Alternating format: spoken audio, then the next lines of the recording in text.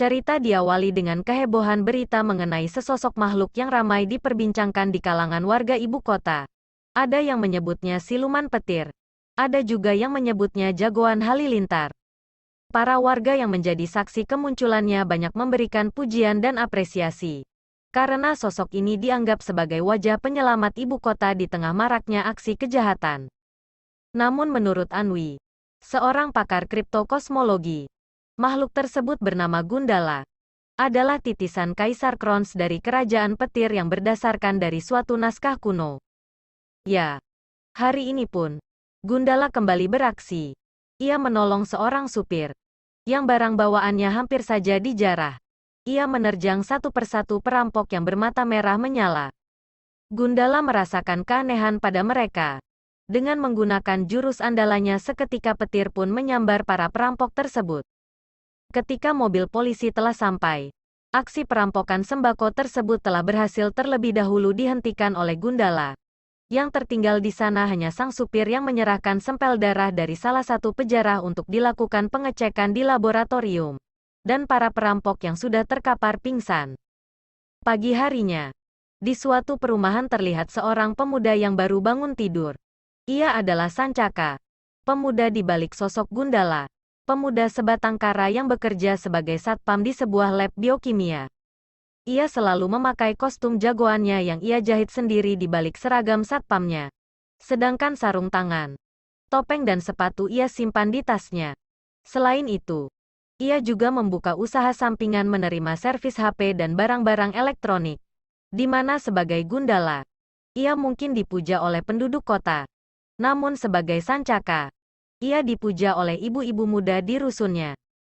Di suatu kolong jalan layang, tampak ada seorang laki-laki yang bernama Dwara, yang sedang dipuja-puja oleh para warga yang berkumpul di sana. Para warga miskin berkumpul di sana, memohon bantuan kepadanya. Dwara yang mendengarkan berbagai keluh kesah para warga, kemudian memberikan sebuah botol ramuan yang dibuat oleh Samani. Ia berkata kalau itu adalah ramuan suci. Ia juga meminta mereka untuk menghirup asap yang ada di sana. Asap tersebut mampu menghilangkan rasa sakit yang mereka derita dan memberikan energi untuk mereka. Tidak lama kemudian satu persatu warna mata para warga yang berkumpul di sana berubah menjadi berwarna merah. Ternyata setelah melakukan uji coba di suatu laboratorium, sampel darah tersebut menunjukkan bahwa ada suatu zat yang mempengaruhi hormon dan adrenalin secara berlebihan. Hal inilah yang membuat para penjara menjadi beringas dan tidak terkendali. Wanita yang sedang meneliti sampel darah tersebut bernama Sukma. Wanita yang disukai oleh Sancaka.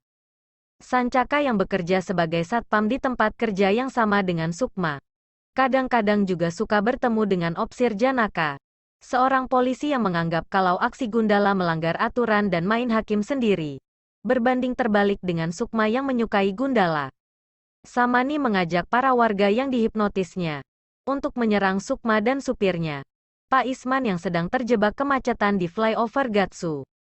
Gundala yang dari awal memata-matai kegiatan Dwara dan Samani, akhirnya menolong Sukma yang sedang diserbu oleh para warga yang terhipnotis tersebut. Ia menendang lentera asap yang dibawa oleh Samani. Sebelum melawan Gundala, Samani meminum sebuah ramuan ciptaannya. Dan dalam sekejap berubah menjadi raksasa dengan kedua yang memanjang. Ia menerjang Gundala. Gundala yang mencoba membalasnya dengan petirnya. Namun berhasil dihindari oleh Sanami yang bergerak dengan lincahnya. Hingga Gundala tertangkap oleh Sanami. Dan tiba-tiba Sanami mengeluarkan senjata melalui tangannya yang lain. Ya, ternyata tangan Sanami ada 4. Ia melukai perut Gundala dengan senjatanya yang berbentuk lingkaran. Gundala yang terdesak lalu mencengkram Sanami hingga mereka berdua terjatuh keluar dari flyover. Ia lalu mengeluarkan jurus gempuran 7 halilintar. Seketika kilatan petir mengenai Samani.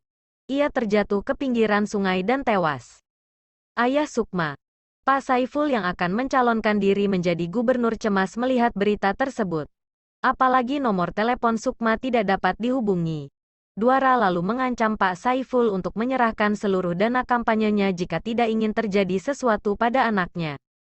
Setelah mendapatkan dana, Dwara lalu menyuruh para pengikutnya untuk membelanjakan semua uang yang ada untuk membeli bahan-bahan ramuan. Ia berniat untuk balas dendam atas kematian Samani.